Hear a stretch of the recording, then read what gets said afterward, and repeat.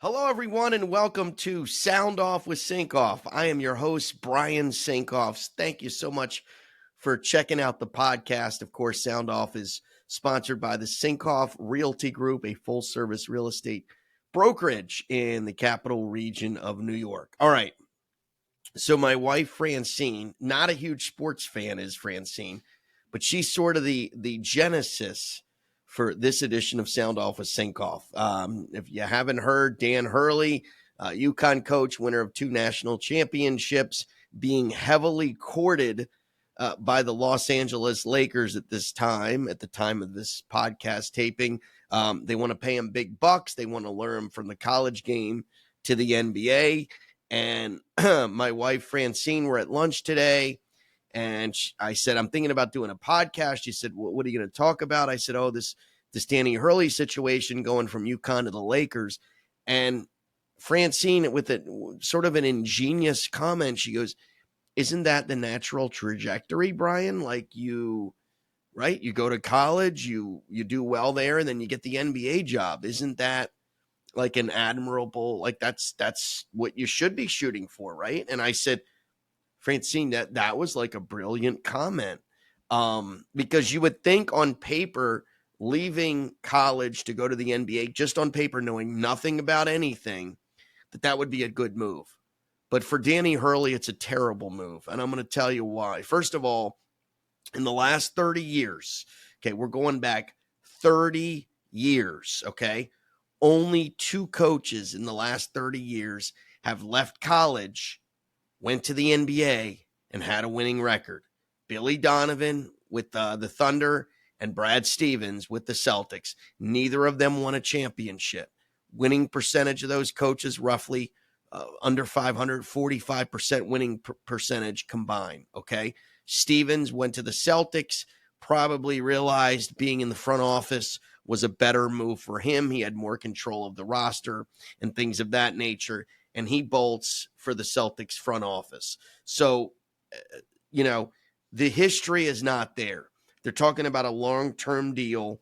And Hurley is seriously thinking about it. This comes roughly about the 20-year anniversary that the Lakers were going to offer Krzyzewski, who at the time was at Duke. He was going to get a 5-year, $40 million deal. Krzyzewski turned it down, won a couple more championships with the Blue Devils, goes on to be the winningest college basketball coach of all time. There's a lot of different ways, a lot of different moving pieces to look at it.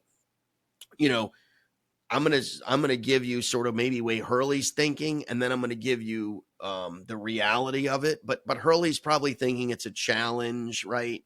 I've succeeded at UConn. I've won a couple championships in a row. I played that college game. I can do it. He wants, the NBA is obviously you're going to have better pay. You're going to the limelight of Hollywood. You're going to be in that LA crew, Lakers coach, kind of a prestigious job.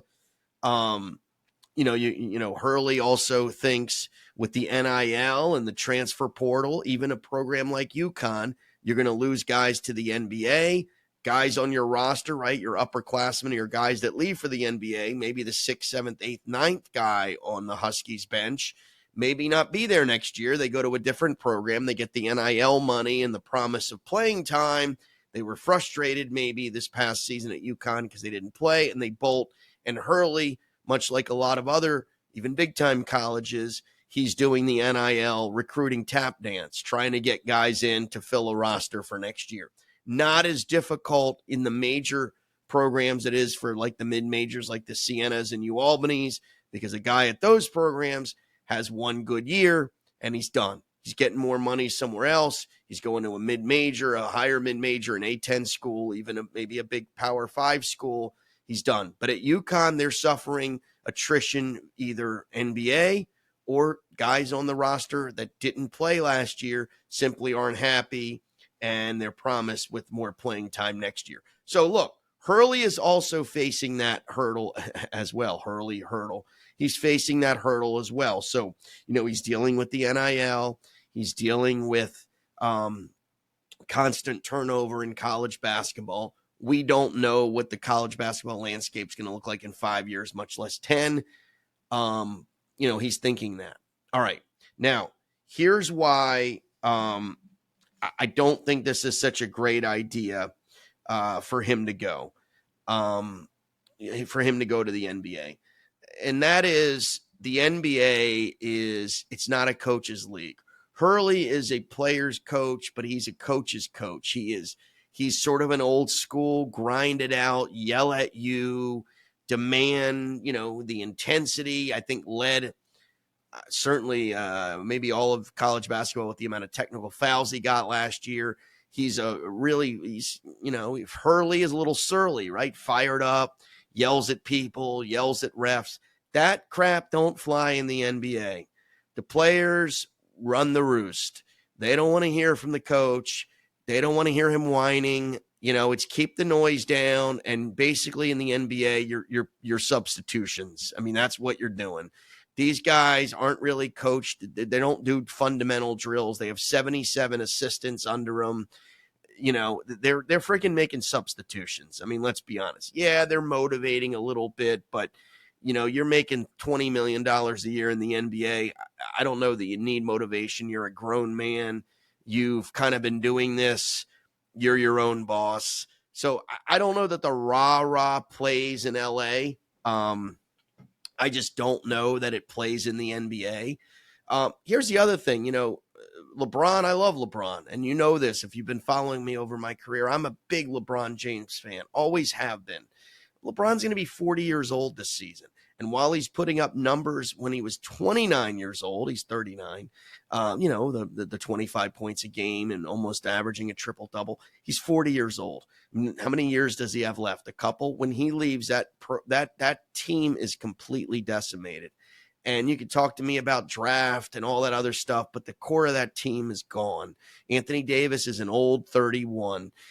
He seems to be injured every other season. Are you really banking on that guy? I mean, Bronny James, LeBron's son, that's a cute story for a year or two. They play together.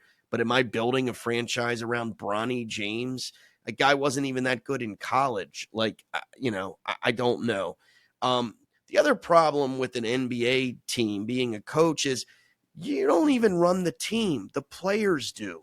The players have so much power on an NBA roster, from who we're going to sign to. And here's the other thing. If they don't like you as a head coach, you're done. You're gone. You're fired. How many times have you seen a team get together and blow out a coach? The players always win. That's the problem in the NBA. More so than any of the professional sports. The NBA, because the rosters are small. Here's why. The rosters are small. Usually one or two stars is what keeps the team together. You can win, and I've always said the Sinkoff theory of NBA championshiptivity is NBA championship. Look it up. One team in the last 40 years does not have this going for them. And I'll tell you that as in a second. But you need a Hall of Famer and two All-Stars around you to win an NBA title. Yes, you can have a combination, a couple Hall of Famers and an All-Star, but you need at least one Hall of Famer and two all-pros around you, All-Stars around you to win an NBA title. The only team that's the exception is the Detroit Pistons when they had Wallace and Rip Hamilton and those guys. But the NBA is so dominated by the players. It is a players' league. The two or three top players on each team, they run the roster. They can blow a coach out of there. If Danny Hurley's, I'm thinking of Brad Stevens, but if Danny Hurley's act wears thin with the Lakers, he's done. And how long could that be? A couple of years? If the players don't like him and it doesn't, his sort of college rah-rah, get in your face, intensity, if that doesn't play for the players, there's no security blanket. And that, I think, is the biggest fundamental problem with the NBA. It is a players' league. It's not a coaches' league. Coaches are substitution guys. Here's the other thing. UConn, you're there for life. I mean, you literally, as I've always said, you have to drop your pants and poop in the president's office to lose your job at UConn. I mean, that's how secure Hurley is in his gig. It's a pretty good gig. And yeah, if the NIL and the Power Five and UConn becomes a little less relevant, he'll get a Power Five job making crazy money, but he's got great job security at UConn. He's not going anywhere. He is going to be there for as long as he wants to be there. 2 national championships for Hurley in the last 2 years. First team to do that since Florida in 06 and 07. And prior to that was Duke in 90, 91. So you're talking about Hurley did something that's done about every 17 years. The life of a cicada, right? When cicadas are hatched, that means a team repeats in college basketball, okay? And Hurley pulled a cicada.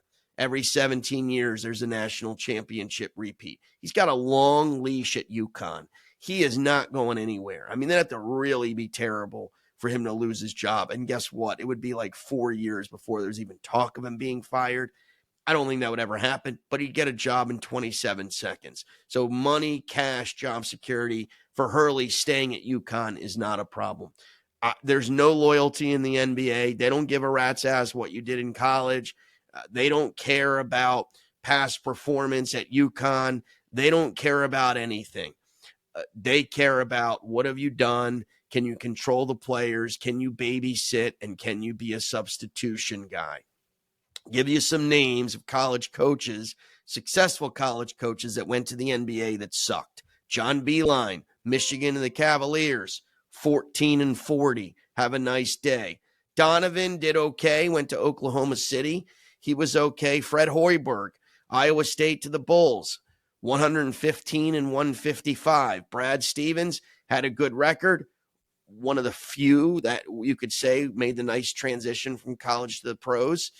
He was good. Reggie Theus, I don't even remember him with the Sacramento Kings, but he went from New Mexico State to Sacramento, lasted like 2 seasons. Mike Montgomery, remember Stanford, went to some Final Fours, went to some Elite Eights in the early 2000s, goes to Golden State. He was unbelievable, and he was literally lasted 2 seasons with Golden State. Leonard Hamilton, remember him? From Miami to my Wizards. They were terrible. He went back to Florida State. He's been there 22 years, since 2002. He's had tremendous success with the Seminoles. Why on earth would he leave? He left. He realized, dumb mistake, back at Florida State, has been there for 2 decades. Lon Kruger, Illinois to the Hawks, lasted 3 seasons. Tim Floyd, remember him? Iowa State to the Bulls, lasted 3 seasons. Now, he had a tough gig because he took over after the Jordan breakup. John Calipari, UMass to the Nets, disaster. 2.5 seasons. 3-17 in his 3rd season, blown out. PJ Carlissimo, Seton Hall to Portland, losing record. He had a bunch of gigs in the NBA and did not do well. So there is history with coaches making that jump from college to the pros, and exactly 2 of them have had winning records. It's not a good track record. I don't think it's a great move for Danny Hurley to make. I just don't like the Lakers roster either. I don't think it's a roster. Yeah, you can rebuild it. It's like maybe you get a fresh slate in a couple of years, but you still have LeBron James for at least 2 years. You have Anthony Davis and his bad injuries, and you have a couple of core guys there, but it's just not a great fit. It's limelight, it's glitz, it's Hollywood, it's Tinseltown. I get it. Not a good move. Stay with UConn, Hurley. That's all I can say. I mean, again, thanks to Francine for giving me the topic of this, because that was like a pretty smart comment. It's a natural trajectory to go from the college to the NBA. Maybe not for Dan Hurley. All right, that's going to do it for this edition of Sound Off with Sinkoff. I want to thank you so much for listening, for watching. Give my podcast a like, give it a subscribe, give it a share, whatever you kids do with your podcasts. That's what she said. Do it with this one as well. And I look forward to many more awesome podcasts ahead. We got some special surprise guests coming up in the next couple of weeks. And want to thank you for joining. And we'll talk to you next time, everybody.